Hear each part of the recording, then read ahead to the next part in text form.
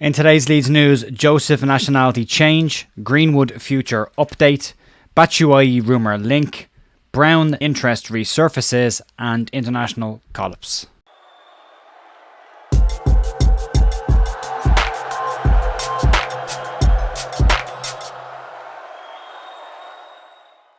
Morning folks, you're here at The View on Friday the 15th of March with your Leeds United news. Hope you're all having a good week so far.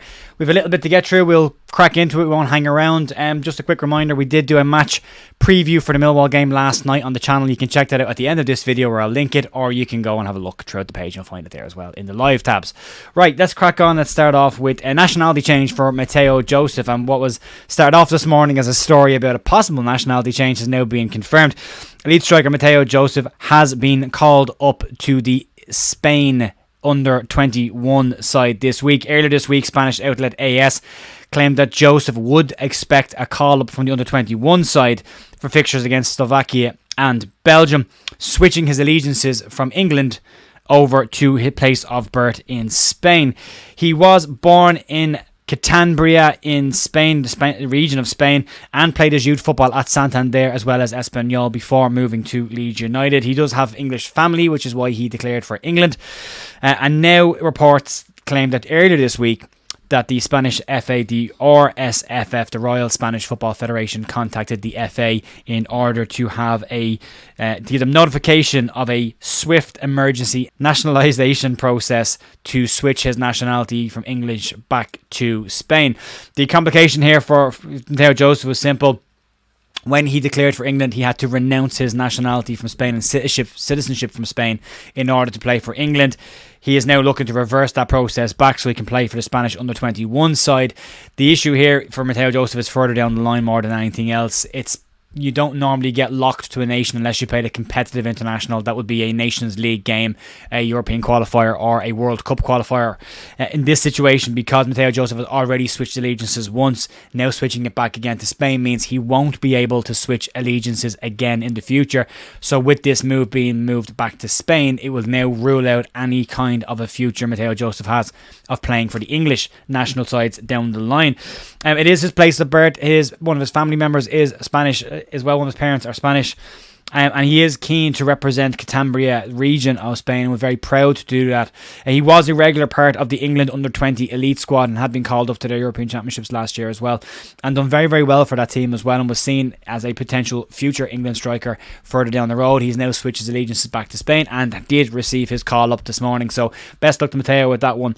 But a strange one. I did think he was committed to playing for England. I genuinely thought he was going to have a proper crack at that, but he seems to have now reverted back to Spain, so bit of paperwork on that one, but looks like it's all done and dusted for the player. Moving on, let's talk about Sam Greenwood's future. The loan players have been the talk of this week, and a very interesting topic for a lot of channels and a lot of people. The latest one is Leeds loan midfielder Sam Greenwood, who is out on loan at Middlesbrough. Greenwood started his loan at Middlesbrough in hot fashion, getting a couple of goals early on and clocking up several assists in his early matches, and looked like a real steal for Middlesbrough. Middlesbrough also have a £1.5 million buyout option in that contract as well, should they decide to make the move permanent. In recent weeks, it's started to go off the boil a little bit for Sam.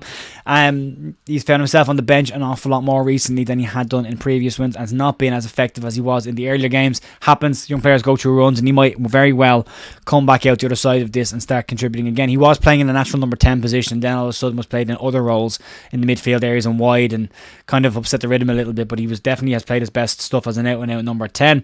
Speaking to the Northern Echo manager, Michael Carrick has had the following to say on Sam Greenwood's future. It's not the time for me now to be bothering Sam with that. It's focusing on the games that's important. As I said with Johnny Howson and the other players who are out of contract, in time it will work itself out.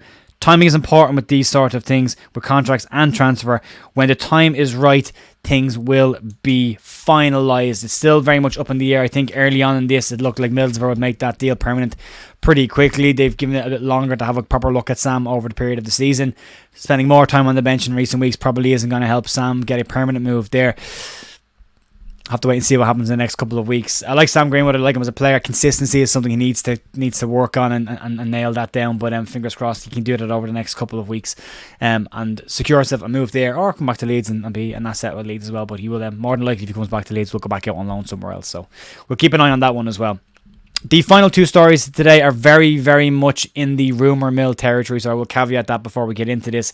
The first story is around Michy Batshuayi and a potential link with a move to Leeds United. According to the press outlet Aksan, Leeds are said to be moving for striker Michy Batshuayi, who is currently playing for Turkish side Fenerbahce and is out of contract at the end of this season. The 30-year-old is said to be available at the end of the season, with a renewal of his contract not being offered, and according to the outlet, Leeds will make an offer for the player when they get promoted, and if they get promoted to the Premier League. Batshuayi did struggle for goals more than anything else. 22 goals I think he got in 75 appearances during his time, 77 appearances during his time in England.